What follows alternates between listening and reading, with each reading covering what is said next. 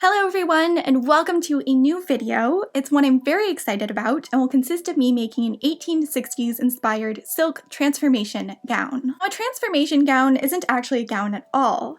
It's a three-piece ensemble consisting of one skirt and two bodices. Typically, one bodice is appropriate for day or afternoon wear, another for evening events. I've been wanting to make a transformation gown for a long time, and when Sony asked me to create a gown inspired by Greta Gerwig's Little Woman, or more specifically, how the character Amy is depicted in the film, I thought that it was the perfect opportunity to do so. So this video is sponsored by Sony Home Entertainment, and I'll be talking about Greta Gerwig's adaptation of Little Woman throughout this video. But first, let's talk about the design. As I said, I was tasked with making a costume inspired by the character Amy, who's actually my favorite of the March sisters. That might be an unpopular opinion, because she is the youngest of the sisters, and the most spoiled, but I also think she's the most interesting. Throughout the film, you really see her transition from a child into a woman, and how her vanity and strong will shape her into a confident and determined woman, which I really admire, and she's also a talented artist, which I strive to be. Her character, and Jacqueline Durran's Academy Award-winning designs for the film, offered a lot of inspiration when it came to designing my own gown. I especially love the color palette and prints Amy was dressed in, pale blues and stripes that really brought to life the character I envisioned from the book. Jacqueline has said in interviews that she was inspired by artwork and the Impressionism movement from the era when designing for Amy, which I can definitely see and tried to draw from as well. I also took note of a line in the book in reference to Amy. This phantom wore many faces, but it always had golden hair and was enveloped in diaphanous cloud and floated airily in his mind's eye in a pleasing chaos of peacocks, white ponies, and blue ribbons. Dresses from the 1860s are notoriously large and heavy, but I did my best to create a light and airy appearance by picking sky-colored fabrics similar to the ones used in the film, and lots of ruffly organza trim. There are also a lot of blue ribbon-esque bows, including ones printed directly onto the fabric used for the underskirt. I like how these almost look like they've been painted by hand onto the fabric. I think Amy in her artistic eye would approve. I also felt like bows were quite appropriate for her character, being something I associate with youth, but hopefully worked into the design in an elegant way to create something worthy of the streets of Paris or an elegant Parisian ball. And on that note, let's get into the process of making it. Step 1 was cutting out the skirt. The skirt has 3 layers. The first and the largest is cut from the striped bow fabric. The second is shorter and cut from the solid blue silk. The third is even shorter than the last and also made from blue silk. Though the second and third layers are shorter and less dramatic than the first, they are more heavily trimmed and add a lot of interest and life to the dress. They were also small enough that I could cut them out at my table. But the first layer needed some serious floor space. 7.5 yards of silk went into this, and several yards of cotton. The cotton was sewn to the top edge of the silk prior to laying it out, making the fabric wider. The cotton portion of the panels will be covered by the other layers of the skirt. And the pattern for the skirt was self-drafted. I draped it over the hoop skirt I'll be wearing with this project, then transferred the draped material to tracing paper to create a functional pattern. And fun fact, I used a slightly altered version of this pattern for my Cheruby Charlesworth peacock dress underskirt. Now it's back to the desk. I'm pinning the bow panels together with the wrong sides facing each other, then stitching them together with a 1/2 inch allowance.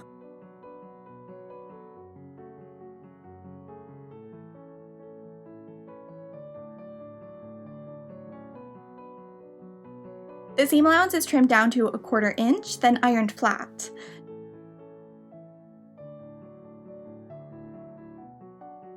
Now I'm folding the fabric on the seam line and pinning it with the right sides facing each other. The pieces can be sewn together once more, once again with a 1/2 inch wide seam allowance.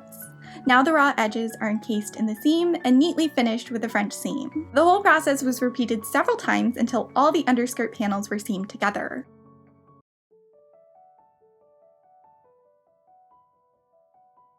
With the skirt roughly assembled, it was time to hem the beast. And instead of doing a traditional hem where the fabric is turned inward, I'll actually be binding the hem with the blue silk material used for the rest of this project. To create the binding, I'm simply marking 4-inch wide strips on the diagonal grain line of my fabric, then cutting them out. I need to cut out quite a few since the perimeter of this skirt is almost 7 yards. The strips were seamed together, then the seam allowance was pressed. Now I'm folding one long edge of the strip inward by 1 inch and pressing it in place with my iron. The unfolded edge is aligned with the hem of the underskirt and stitched on with the right sides facing each other and a 1-inch allowance.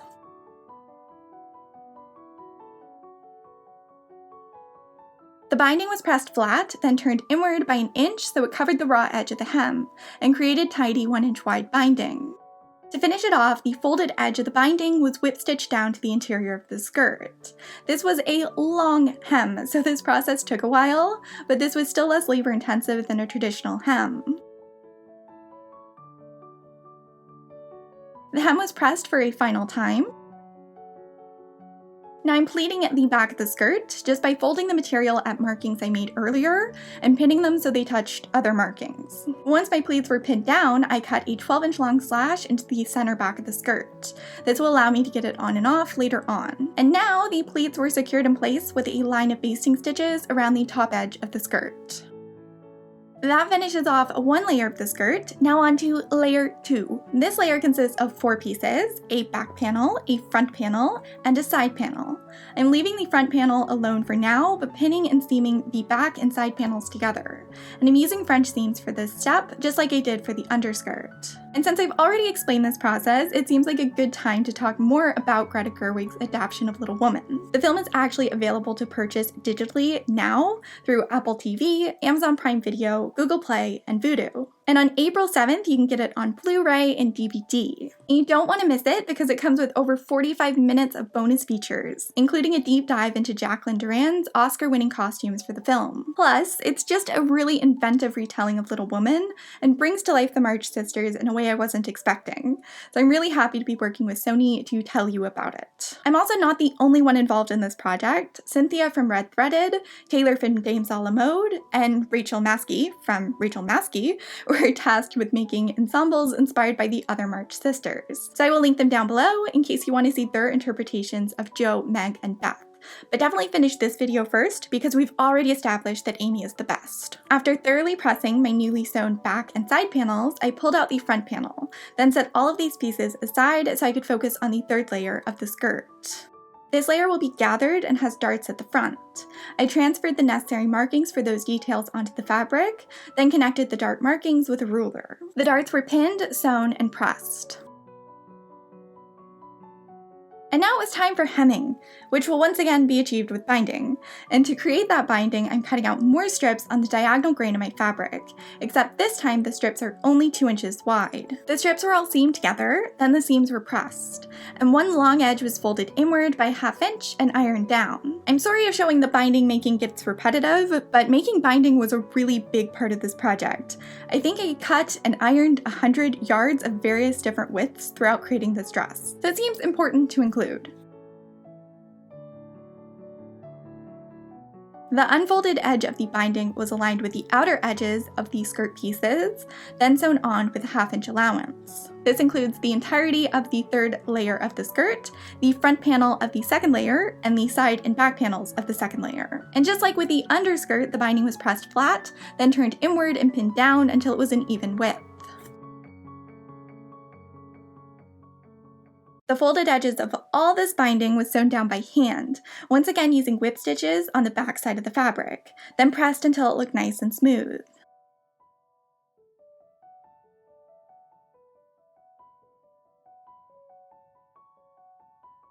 Now it's time for the last French seam of the project, which is used to sew the front panel of layer 2 to the side and back pieces. This was done because there is a convex curve on either side of the seam at the hem, and I thought the binding would look cleaner if the hems were bound, then sewn together. And now it's time to mark the placement for the trim onto the skirt pieces. And this part was kind of scary because I went at my beautiful skirt layers with a pencil and a ruler. Measuring away from the outer edge, I marked the trim placement onto the top 2 layers. The trim will cover this marking, and there will actually be another trim covering the center of that first trim, which meant that first trim could be sewn on by machine, and then that other trim will cover up all the machine stitches. Are you with me? The trim I'm sewing on in this footage is a polyester organza ruffle trim with satin edges. I love this trim so much, and it was so cheap, which is why I bought 50 yards of it and put it all over this costume. It was one of those situations where the woman at the store asked me how much I wanted, and I asked how much they had, and the answer was a lot, so a lot I bought. Speaking of that trim, more of it was pinned around the underside of the outer edge of the third layer of the skirt. I also pinned on this beautiful Alancon inspired lace trim, but instead of being made from wrapped cord shaped into design, it's made from seed beads sewn to a floral design on mesh, then encrusted with more beads and sequins. The likelihood of finding a trim similar to this in the 1860s is slim, but historical accuracy isn't everything. Sometimes you have to think about the sparkle factor, which is almost as important, if not more important, depending on the project. And I'm definitely not just saying that to justify my lack of control when it comes to buying sparkly trims in a trim store. But now it's time to sew the trim on, which is significantly less fun than buying it. The organza trim was secured with relatively wide whip stitches on the underside of the skirt, and the beaded trim was sewn on with smaller whip stitches going around each edge of the lace. Beaded trim is always a pain to sew on, since the thread is prone to catching on the beads, but it's worth it because, you know, sparkles. Just when you thought this couldn't get better, because it has ruffles and sequins, which are obviously the makings of something wonderful, I decided to add a giant bow. This was tacked to the bottom of the longest part of the skirt, which will sit at the center back. And I'll talk through the process of making the bow later on, because it is just one of many that I made for this project. Now for the scary part, scarier than marking the trim placement, marking a 12-inch line at the center back of the skirt. And the slightly less scary part of gathering the back of the skirt down between notches I cut into my fabric earlier on. And this was done with running stitches that were pulled taut and tied off at either end and at either side of the marking at the center back of the skirt. Like with the underskirt, I'm slashing the skirt at the center back on the line I marked a moment ago, and now it's time to work on layer 2 of the skirt. It already had ruffled trim sewn on 3 inches away from the edge, but the center of this trim isn't very pretty, so I'm covering it with a narrow beaded trim. It's pinned to the center of the ruffled trim all the way around the perimeter of the skirt. I'm also pinning more ruffled trim to the underside of the skirt, so you just see one ruffly edge peeking out. And both of these trims were stitched on using the same method you just saw for the third layer of the skirt, except it took a lot longer, because this layer is much wider.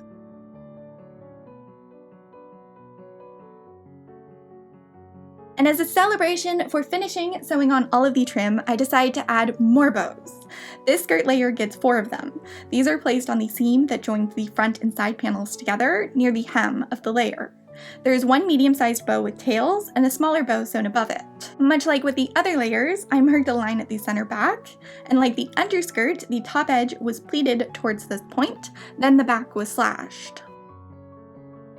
Now it's time to secure these skirt layers together. The second layer is laid atop the first, then they are pinned together at the top edge and the slash at the back. And I basted the layers together at these points by hand so all of the pins could be removed. Now the third layer is placed atop the other 2, and once again I'm matching up the slash in the back and the top edge, then pinning the layers together. However, this time instead of basting around the top edge, I'm using my machine to secure the layers together at this point. I'm taking a 1/2-inch wide binding that I made earlier on and sewing it around the slash in the skirt. It's actually a 2-inch wide strip that will create 1/2-inch wide binding. The binding is pressed flat, then folded over the edge of the slash and pinned in place.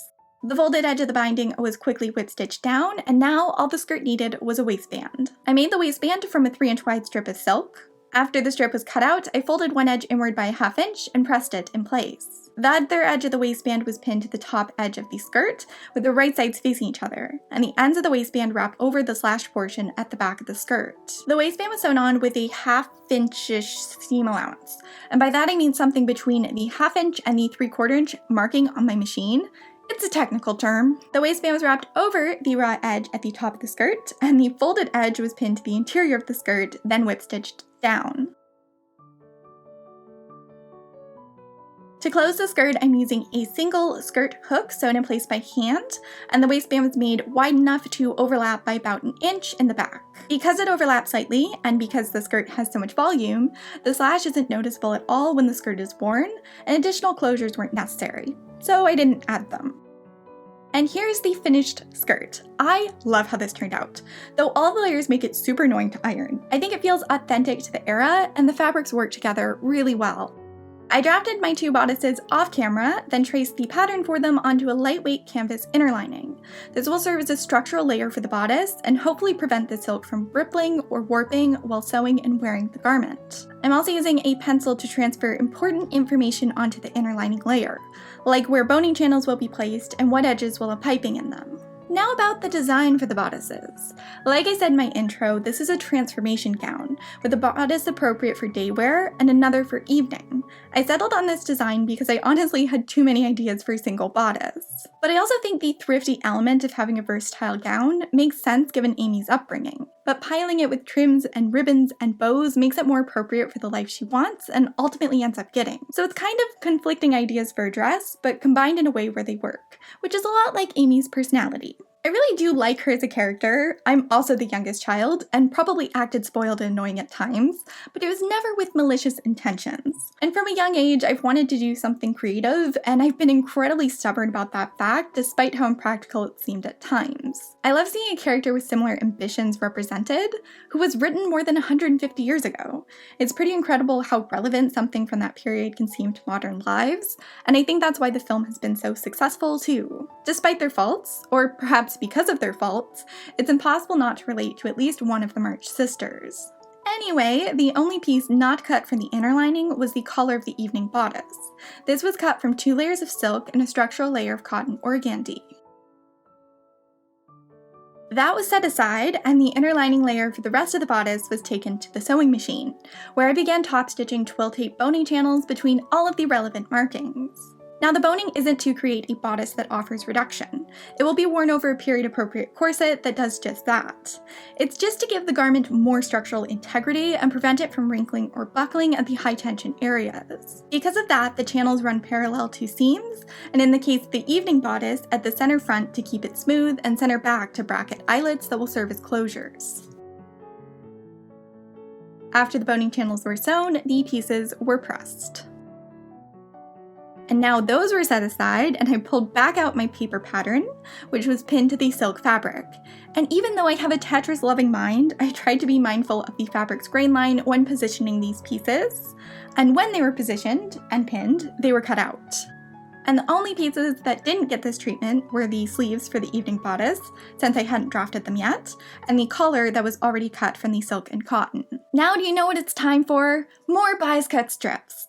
I cut a variety of sizes this go around, 2-inch wide strips for the bottom edges of the bodice, and 1-inch wide strips for the piping and collar binding. I guess that isn't a variety of sizes. That's 2 sizes, but you get what I mean. And you might be cringing watching me do this with a marking pen and scissors, because a quilting ruler and rotary cutter allow you to cut binding and strips of fabric in general much, much faster. But I do not trust myself with a rotary cutter. I can't feel one of my fingers thanks to nerve damage from a seam ripper incident.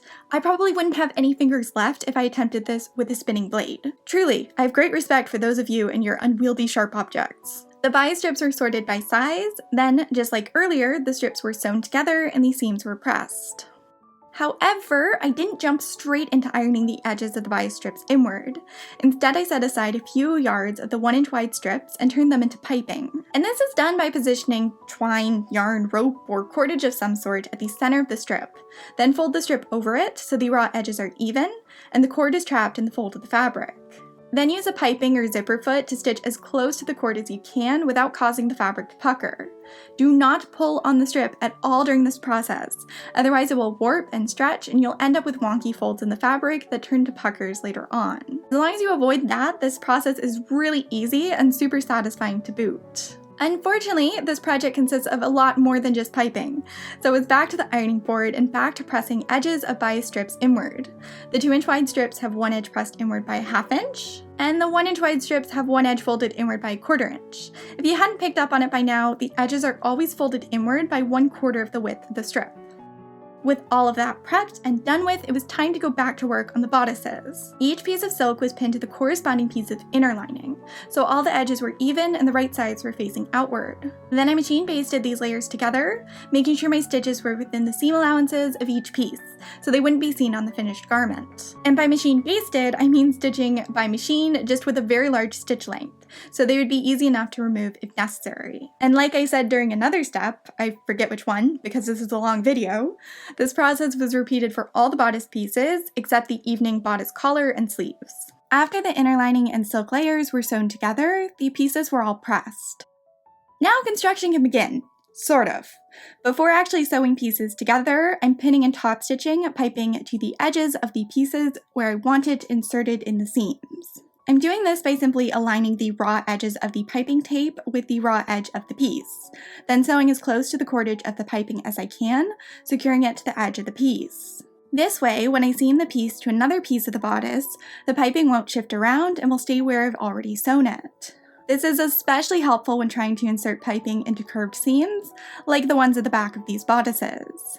And as I'm doing all of this, I'm still using a piping/zipper foot, so I can get right up against the edge of the piping cord. All the piped pieces were then pressed, and now I'm pinning most of the remaining seams that will assemble the bodice. These were sewn without piping and a 1-inch wide seam allowance to allow for easy alterations. So they were just pinned normally with the right sides facing each other, and I also pinned the darts that will be at the front of the day bodice. However, when doing this, I did make sure to leave the side seams of the bodice open for reasons that will be explained later on. Then all of those seams were sewn and pressed. I actually had something wrong with my tension during this process, so certain seams were weirdly puckery and had to be ripped out and re-sewn later on. And some of these seams still aren't perfect, but others are fine, despite being sewn with the same thread and machine settings.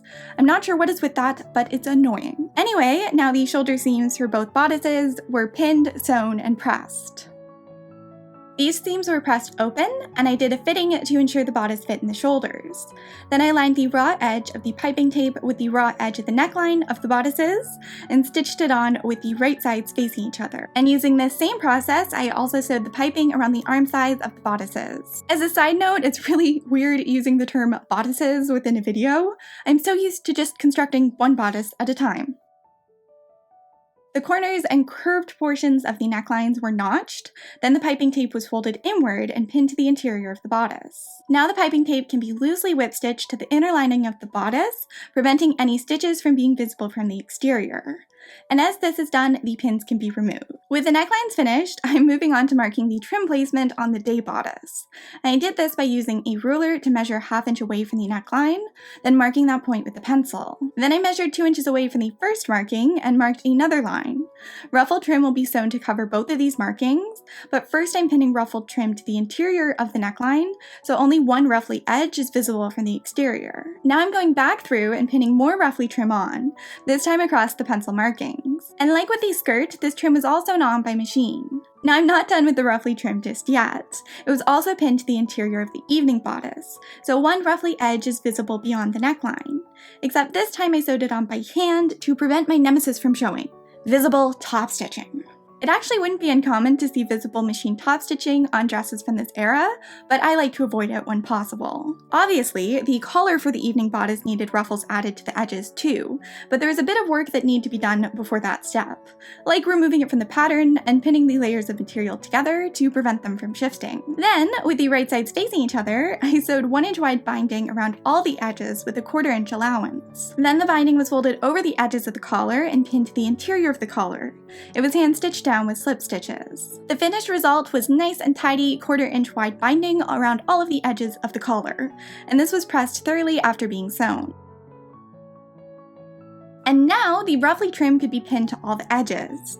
I'm pinning this trim onto the underside of the collar, so it's a bit more subtle and you only see one of its ruffly edges. And if you're concerned that I'm taking a liking to subtleties, don't worry. I just didn't want the ruffles to distract from the sparkly trim I bought for this bodice. Now it's time for more hand sewing. I'm stitching a bead and sequin encrusted mesh trim to the center of the collar. This ties into the trim used on the skirt quite nicely, if I do say so myself, and it's very pretty in its own right, because it's sparkly, so how could it not be pretty?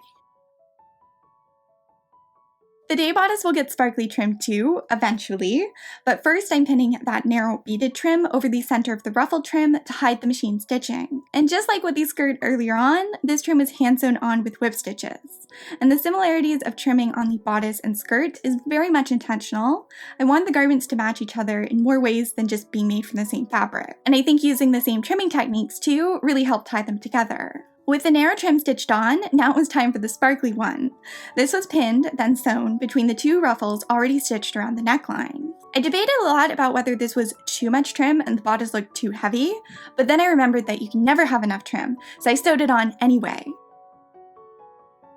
With all the trims added to the bodices, I'm switching back to work on the evening bodice, starting by adding boning to the channels at the back panels, which will bracket the eyelets used to close the bodice. I also placed a strip of twill tape between the bones to add more structural integrity to where the eyelets will be sewn. And then I folded the edges of the bodice inward on the center back lines and pinned them down. I'm not sure where the footage went, but I also basted this edge down by hand so I could remove the pins for the next step, which was marking and cutting the holes for the eyelets. The eyelets were spaced an inch apart and the holes were cut with a die and hammer.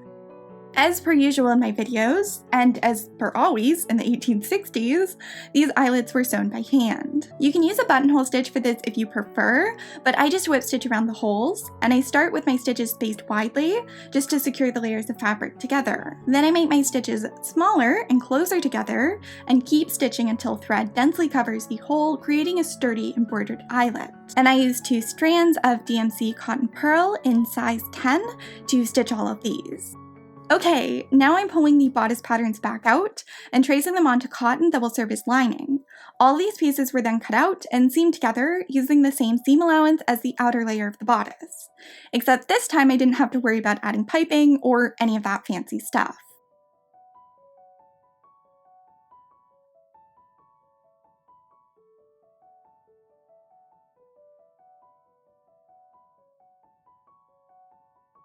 After pressing all the lining's seams, I lined the edges of the lining with the edges of the corresponding bodice. I used pins to prevent the lining from shifting. Then I began turning the lining inward around the neckline and pinning it once again so it sits just below the top edge of the piping. This was repeated for both bodices, but for the evening bodice I'm also turning the back edges of the lining inward, just past where the eyelets are sewn. With everything pinned, I'm going through and basting the lining in place around the bottom edges of both bodices and around the arm openings. Then I'm sewing the lining in place properly around the necklines using tiny slip stitches. This is much easier to do with the bodice laying flat, as are most of the previous steps, especially sewing on all the trim around the neckline. That's why I put off sewing the side seams for so long. However, now, with the lining added and the trim sewn on, which made the bodice less flexible and thicker, I could pin up the side seams and do another fitting. I ended up letting the side seams of the evening bodice out slightly at the waist and actually taking the day bodice in. So I'm really glad that I did this fitting, and ended up being successful enough to move forward with actually sewing the side seams. I ended up trimming the side seams ever so slightly with pinking shears to help prevent them from fraying, then I pressed them open. And now the base of the bodices were done, but they were missing sleeves. And at this point I hadn't even drafted the sleeves for the evening bodice, so instead I'm pinning together the long sleeves for the day bodice, and the corresponding pieces of lining.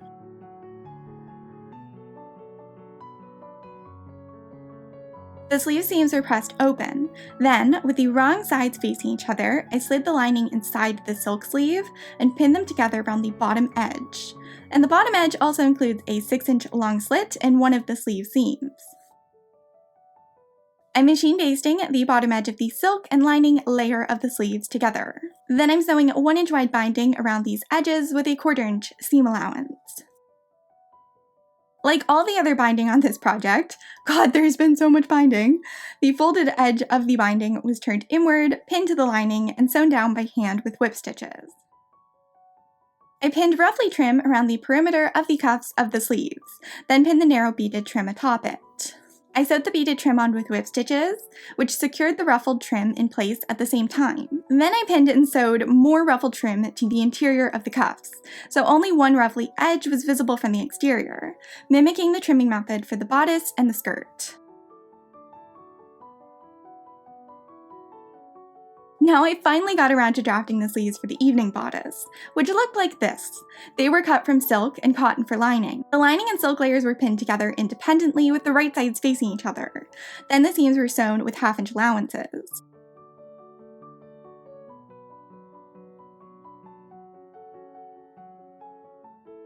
All these seams were pressed open, then with the wrong sides together, the silk and cotton layers were pinned together so the raw edges from the seam were hidden. I didn't bother to baste these layers together, instead I dove right into sewing binding to the bottom edge of them. Binding which was hand sewn down using whip stitches. Now I'm basically repeating the steps shown on the day bodice sleeves, just on a much shorter sleeve. Ruffly trim was pinned near the edge with narrow beaded trim atop it, and more ruffly trim was pinned to the underside of the cuff. Then all of that got sewn on by hand.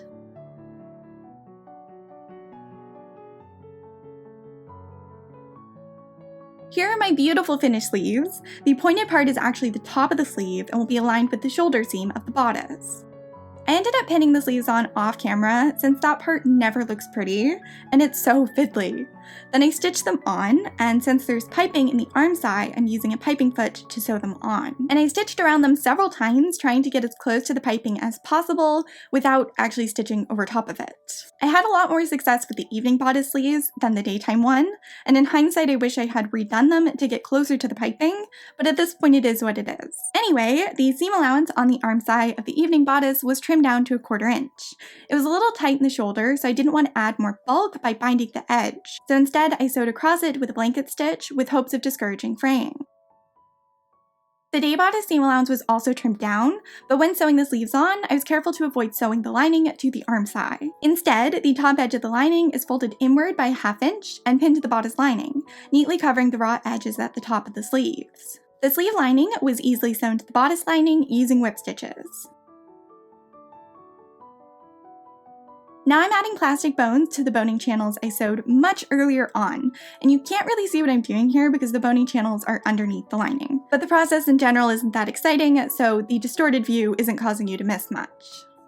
And after the bones were in place, I pinned binding to the bottom edge of the evening bodice and sewed it on with a 1/2 inch allowance. It was pressed, folded over the raw edge, and pinned down. It was also whip stitched down, but at this point I was tired of filming that step, and figured you'd be tired of seeing it too, so I don't have footage of that. Now I had planned on finishing the bottom edge of the day bodice in the same manner, but it ended up being like 1 inch too short, so instead of binding it, I made a waistband for it, extending the overall length. And this is made from a 1.5 inch wide strip of band roll, fused to silk, then cut out with a 1/4 inch seam allowance at the top edge. The other edge was ironed inward over the band roll. Then the 1/4 inch wide edge was aligned with the bottom edge of the bodice and pinned on. It was sewn on with a 1/4 inch wide allowance, and I kept this allowance narrow to avoid making the bodice any shorter. The raw edges were pressed under the waistband, then I pinned a lining to the interior of the waistband. This was sewn in place with slip stitches, once again off camera. Now it was time for another fitting, and the fit had gotten kind of weird. It was big in the waist and small in the bust, so instead of the front edge being turned inward by an even amount, it was turned in at a weird angle. The front edge was also bound with twill tape prior to being folded inward, then whip stitched to the interior of the bodice. Now it was time for the last, and my least favorite step, adding the hook closures. It's a good thing this part is last. If this was the first hill to climb in costume making, I would have never even gotten started. I'm not sure why I hate sewing them so much, but I do. However, it doesn't still need to be sewn into the front of the bodice, so that's what I'm doing here. I also sewed 3 matching hand-covered buttons to the front of the bodice, and I debated about having this close with functional buttons, but it seemed just as popular to have hook closures and decorative buttons on bodices from this era. And I wasn't keen on trying to work a buttonhole into the lacy part around the neckline, so as much as I hate them, this got a hook closure with decorative buttons on top. This also got a decorative bow, actually got a couple, but the most notable is sewn to the center front, just above the buttons. However, 2 smaller bows are tacked to each sleeve, just above the slashes in the side seam. This finished off bodice number 1. Isn't she pretty?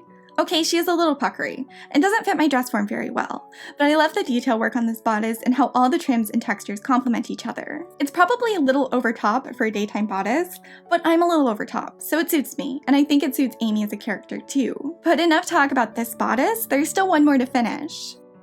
With the boning and binding done, the collar could finally be pinned to the neckline of this bodice. I sewed the collar on by hand with slip stitches, and it was sewn on just below the piping so that the piping and ruffle around the neckline were visible above the edge of the collar. Though the trim on the neckline was probably striking enough, this bodice also got bows, one at the center front and one at each shoulder. This bodice primarily closes with eyelets and lacing, but I decided to add size 3 hooks and eyes to the top and bottom of the back edge for extra security. And this is bodice number 2, also known as my favorite. I think it's so pretty. I just love the trims, the sleeves, the bows, the ruffles, the colors. It's just everything I love in a costume, and I want to look at it forever. I feel like it's very appropriate for this era too, while looking unique, and I just adore it. But enough gushing, because believe it or not, we're still not done. This ensemble will be worn with the coordinating belt, and I still have to teach you how to make the bows so prominently featured on this project. Speaking of bows, here you can see me cutting out the pieces to make them. Each bow is made up of at least 4 pieces, 2 for the ties, 1 for the front, 1 for the center, and some have an additional piece to imitate tails. There are 4 sizes of bows on this costume: small, medium, large, and extra large. Each one of them have their own pattern, which was traced onto a layer of silk, which was pinned to a layer of cotton or organdy to provide volume, and another layer of silk to function as lining. In total, more than 60 pieces were cut out to create the bows for this project. And the edges of those pieces are going to be finished with binding, so a lot of that had to be cut out too. And I mean a lot. Each bow piece required between 6 and 36 inches of binding. The extra large bows require more than 4 yards of binding each. Luckily, there are only 2 of them on this project, but the smaller bows required quite a lot too. I kept having to go back and make more binding since I underestimated the quantity needed. After the strips were sewn together, pressed, and had one edge folded inward so they could function as binding, they were sewn around the perimeter of each bow piece with the right sides facing each other. This was easy for the bow pieces that are rectangles and make up the ties, and less easy for the angular centers, especially the teeny tiny ones. But by the end, I was annoyed by even the easiest of pieces because I had done this 60 some odd times. The binding for all the pieces was pressed open, then folded over the raw edges and pinned to the interior of the piece. The edges of the binding were all sewn down by hand. Yep, all of them. I mentioned how much binding I had to make for this, right? So imagine how much had to be sewn down by hand too. Luckily I had some help. My mom asked if I had hand sewing she could do while watching TV, and oh boy did I ever provide some. So she is responsible for the majority of the hand sewing on the bows on this project. With all of the edges bound, the bow pieces were pressed, and the rectangular pieces for the ties were taken to the sewing machine. Organza ribbon was top stitched to one edge of the tie pieces, and each bow has 2 ties, so I'm sewing organza across 2 pieces positioned close together. And this process is the same whether making a 3-inch or 13-inch bow. Then the edges are folded to the center of the rectangles, and the organza ribbon is top stitched to cover the remaining raw edges. Now the pairs can be separated and pressed. To turn these into bows, I'm sewing by hand using running stitches down the center of a pair of ties. The stitches are pulled taut to gather the center, then the thread is wrapped around the center point several times. At the back of the ties, I'm knotting my thread, then threading one of the front pieces onto my needle and tying my thread off at one edge of the piece. Then I'm gathering the center of this piece as well. It's positioned atop the ties with the right sides facing outward and sewn in place. Now my thread can be tied off for real, and this process can be repeated a dozen or so times.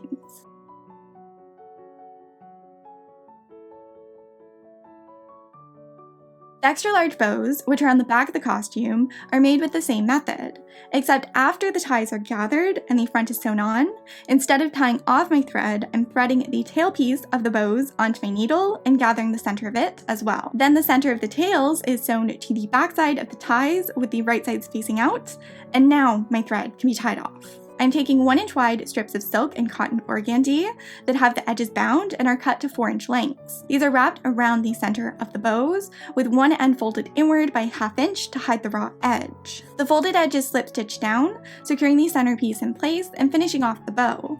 This was repeated a dozen odd times as well. Now you've already seen me sew on most of the bows, but I set a few smaller ones aside for my hair and a large one for the decorative waistband, which is the final thing I had to make. It's made from a 2-inch wide strip of band roll and a 3-inch wide strip of cotton and a 3-inch wide strip of silk, which were all cut out. The band roll is fused to the center of the silk strip, so 1/2 inch is extending beyond each edge of it. This is the seam allowance. And the cotton had all its edges folded inward by 5/8 of an inch.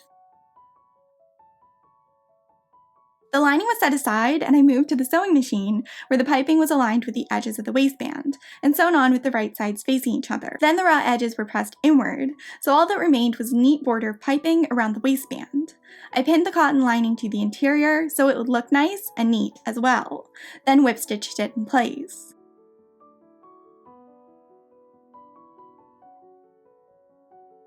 The waistband is secured with hooks and bars, and overlaps by about 2 inches at the back. To finish it off, a large bow is sewn to the back, covering the stitching that secures the bars in place, and the closure point in general. The tails of the bow also help hide the slit in the back of the skirt. And now everything is put together, and here we have the day or afternoon ensemble, and the evening ensemble. And here they are being worn. I'd love to know which version is your favorite, and your thoughts on this project in general. It's definitely one of my most time-consuming projects in the last few months. So much handwork went into it, and trim, and fabric, but I think it was worth it. It's pastel and covered in sparkly trim and ruffles and bows, and it's what my dreams are made of. And it's always nice to see dreams turn to reality. Thanks so much to Sony for sponsoring this project, and to Gerda Gerwig's adaptation of Little Woman, along with Florence Pugh's acting and Amy's character in general for inspiring it. Make sure to check out the DVD and Blu-ray copy and all of those wonderful extras that come with it and come out on April 7th. Thanks so much for watching. Please do give this video a like and comment if you enjoyed it, and subscribe for more sewing adventures. And on that note, I shall talk to all of you very soon.